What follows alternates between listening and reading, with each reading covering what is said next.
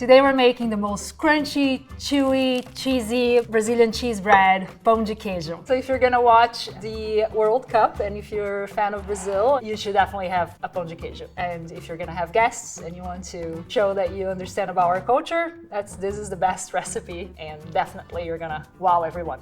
This recipe uses tapioca starch, different types of tapioca starch. One is the sour tapioca, the other one is the sweet tapioca. They both come from yuca or cassava. They are the reason why cheese bread is so chewy. So we're gonna start by mixing the dry ingredients, salt, mix them together. We're gonna mix the wet ingredients. First, we're gonna add the milk, and then we're gonna add the vegetable oil. Stir a little bit and wait until it bubbles. You wanna stir a few times just to make sure it's not curdling. Oh, it's already simmering, so we're gonna turn it off.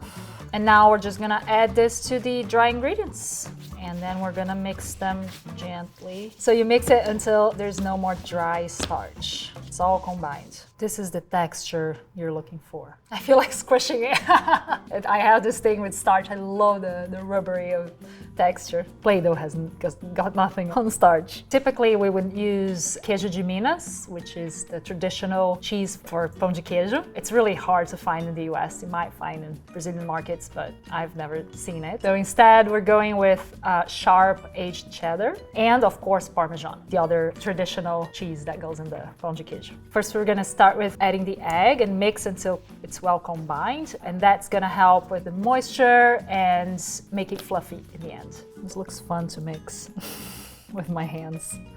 Okay, it's time. You know you reach the right texture when it's kind of not sticking so much in your hands, and then you have to make sure you get all the flour around the bowl. It's all the same color, this kind of light yellow, very homogeneous, brings all sorts of memories. Specifically because of the texture, it's so Play-Doh-y, and I think that that's why I like to play with it so much, because I think that that's what I did when I cooked with my grandmas. Now let's add the cheeses. This is a cheddar, here's the Parmesan.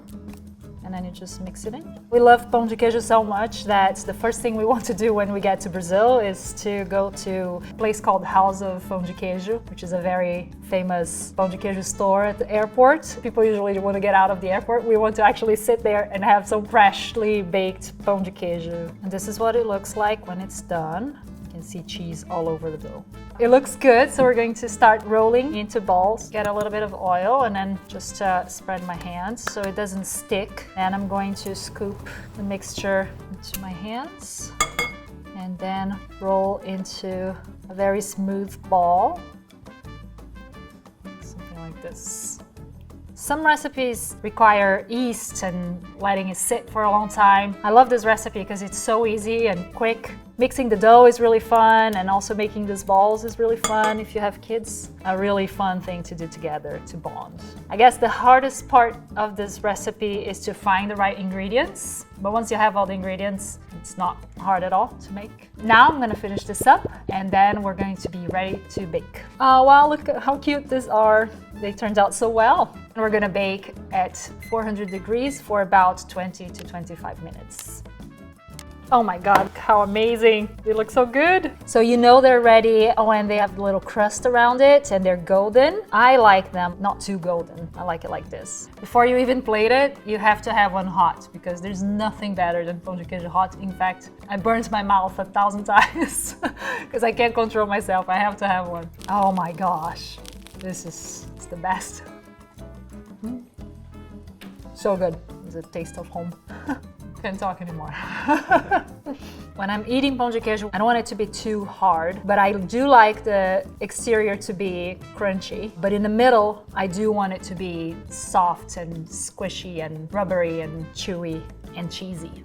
The next time you have guests over for a soccer game, you have to serve this. Even if Brazil doesn't win, this will definitely win.